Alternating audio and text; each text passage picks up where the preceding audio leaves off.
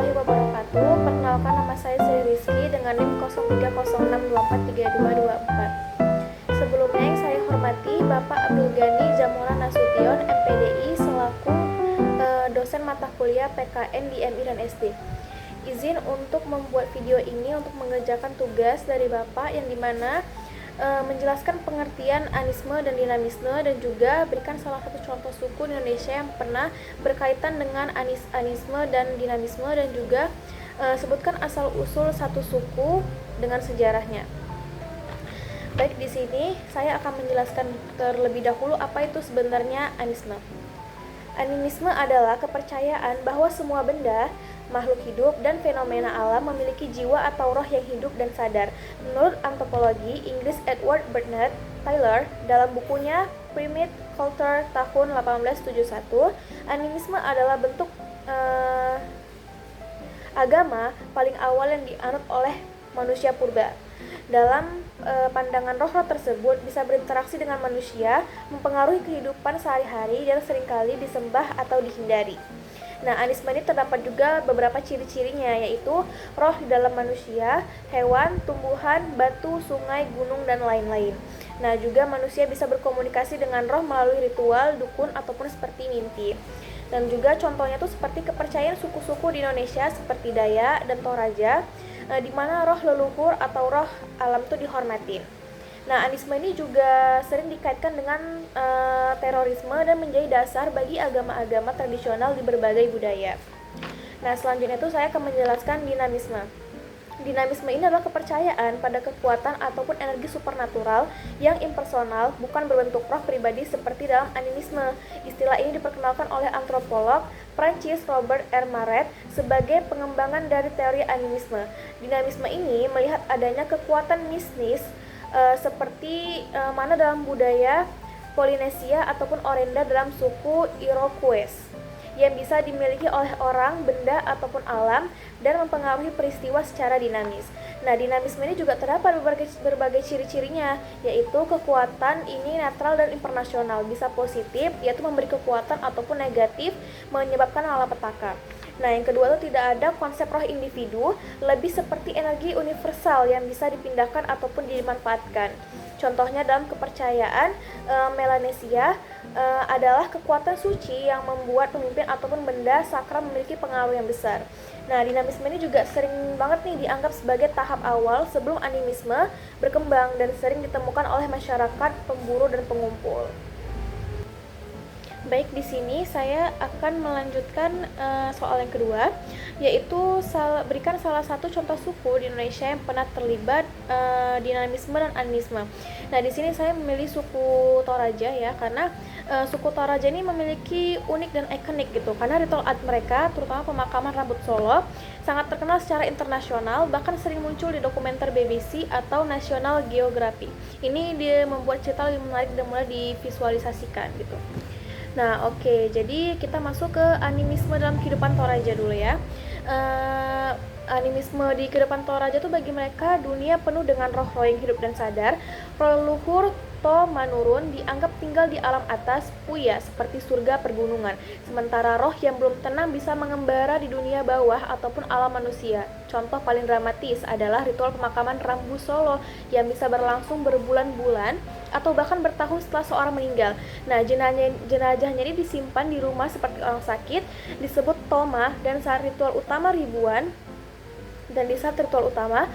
orang berkumpul untuk mengorbankan kerbau, bisa hingga 100 ekor untuk orang bangsawan. Nah, tujuannya apa? Mengantarkan roh ke Puya agar roh itu tidak haus darah ataupun mengganggu yang hidup.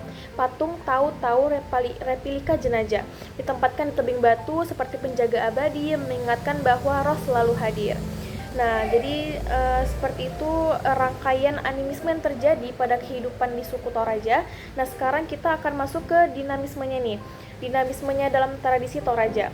Selain roh pribadi, Toraja percaya pada kekuatan mistis impersonal yang disebut Ma Bunda atau sumpah suci, sebuah energi netral yang bisa mengalir dari alam atau benda. Misalnya, rumah tongkongan dianggap memiliki Ma Bunda, kekuatan pelindung yang berasal dari struktur atap tanduk kerbau dan ukiran patedong, gambar kerbau. Kekuatan ini bisa dipindahkan melalui ritual seperti saat dukun, Tumina, mensucikan benda pusaka untuk memberikan kesuburan tanah ataupun perlindungan dari bencana. Dalam perang suku dulu, prajurit Toraja memanfaatkan mana seperti ini dari tombak ritual untuk meningkatkan keberanian. Bahkan hari ini, saat panen padi, mereka melakukan upacara rambu tuka untuk membangunkan energi alam agar tanaman subur. Nah, meskipun 90% Toraja kini beragama Kristen, Protestan ataupun Katolik, elemen animisme dan dinamisme mereka tuh tetap hidup dalam festival seperti Subuntu, yaitu upacara membersihkan roh, atau seni ukir yang penuh simbol roh. Ini menunjukkan bagaimana Toraja menjaga keseimbangan antara masa lalu dan sekarang. Sebuah cerita tentang ketahanan budaya di tengah modernisasi.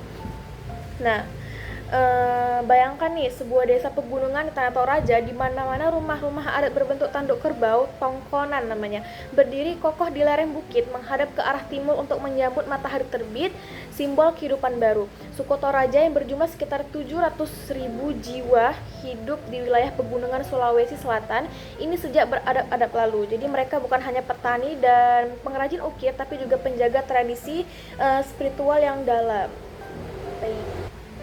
Baik, di sini kita lanjut yang ke soal yang ketiga, yang dimana sebutkan salah satu asal usul suku dengan sejarahnya. Nah, jadi di sini saya memilih suku Asmat nih dari Papua Barat.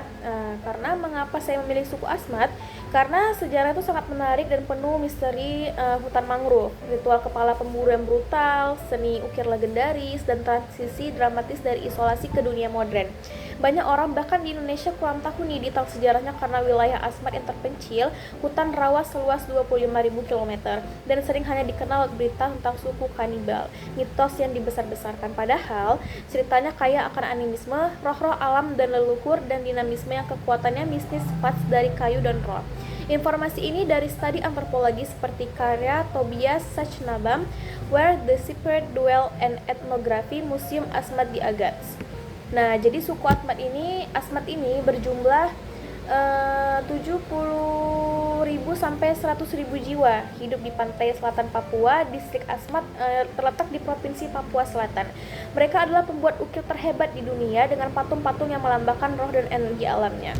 Nah, sekarang kita masuk ke asal-usul Asmat, yang dimana asal-usulnya itu adalah perpaduan mitos lisan yang gelap dan bukti arkeologi yang menunjukkan adaptasi ekstrim di lingkungan mangrove yang keras.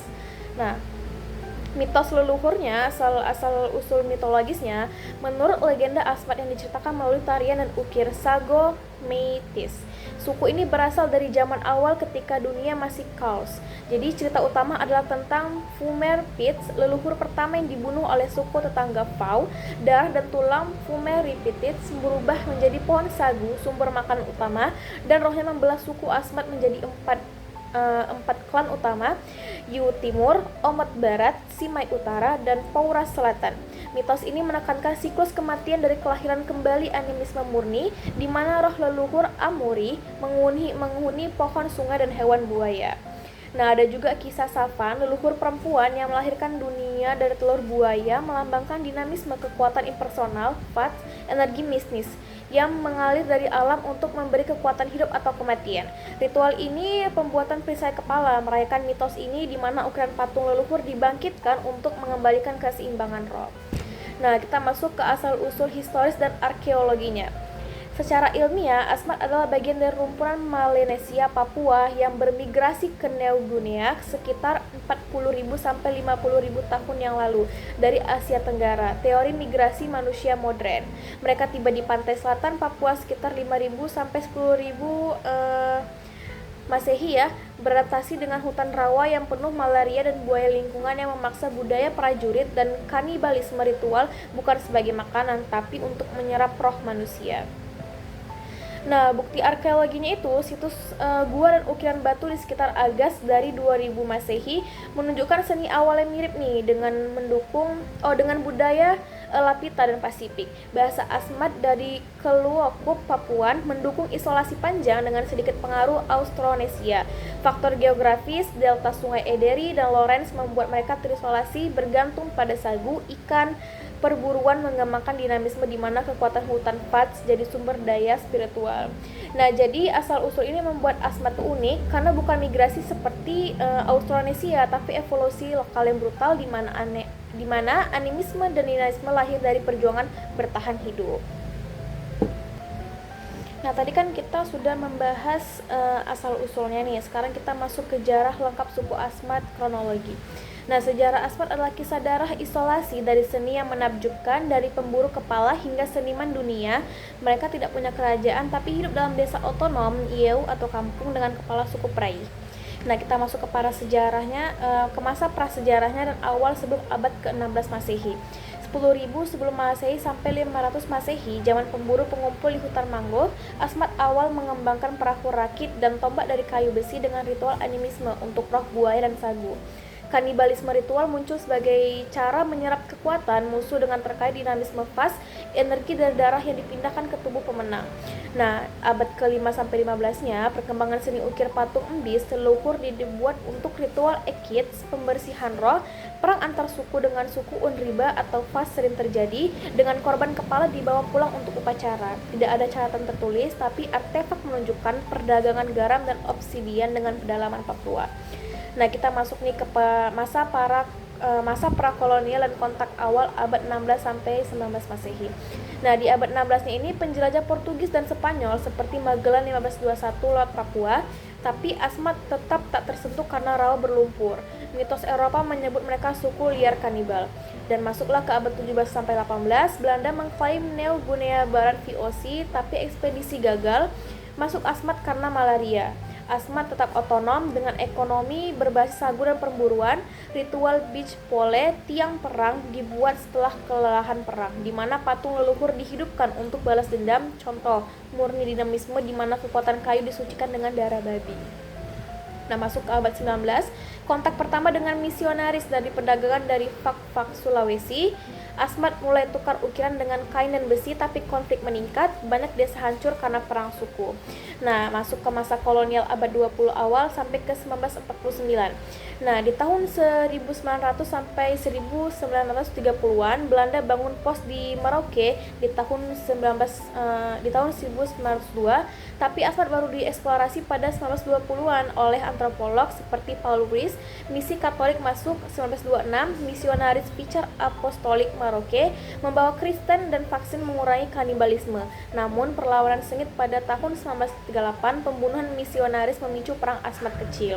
Nah, jadi masuk lagi di tahun 1942-1945, penduduk Jepang selama PD2, Asmat dipaksa kerja paksa, tapi banyak yang bersembunyi di hutan. Setelah perang, Belanda kembali dan bangun sekolah di Agat pada tahun 1948, memperkenalkan alfabet Latin untuk bahasa Asmat. Nah, masuk di tahun ke-1949-nya, transfer kekuasaan ke Indonesia. Asmat jadi bagian NKRI meskipun isolasi berlanjut. Kita lanjut ke masa pasca kolonial dan modern, dari tahun 1950 sampai sekarang. Nah, di tahun 1950 sampai 1960-an, integrasi ke Indonesia melalui operasi Trikora, yaitu pada tahun 1962, pemerintah bangun infrastruktur dari konflik dengan OPI, Organisasi Papua Merdeka, mempengaruhi perbatasan. Misi Katolik dominan 70%, Asmat kini Kristen, tapi animisme tetap dalam ritual disebut adat. Seni ukir Asmat diakui dunia. Nelson Rockefeller beli koleksi besar pada 1960-an, bawa ke Museum Metropolitan New York. Nah, di tahun 1970-an, 1980-an, era Orde Baru, pembangunan jalan sekolah, tapi eksploitasi kayu itu merusak hutan. Jadi Asmat lawan dengan ritual tradisional. Pada tahun 1973, pembunuhan 16 orang di desa Otsjanam memicu kontroversi kanibalisme, sebenarnya ritual. Pariwisata mulai Agat jadi pusat dengan festival Asmat Art Festival. Dan di tahun 1990-an sampai sekarang, era reformasi bawa otonomi khusus Papua 2001, Asmat hadapi tantangan seperti banjir, deforestasi, dan migrasi pendatang. Dan namun seni mereka booming nih. Ukiran Asmat dijual jutaan rupiah dan UNESCO akui sebagai warisan budaya di tahun 2012. Saat ini pemuda Asmat itu gabungan dari tradisi dengan modern. Ada seniman seperti Adolphus Amo yang ekspor patung ke Eropa. Konflik Papua sejak 2019 kadang ganggu, tapi Asmat tetap damai nih karena fokus ke pelestarian FATS melalui sekolah seni.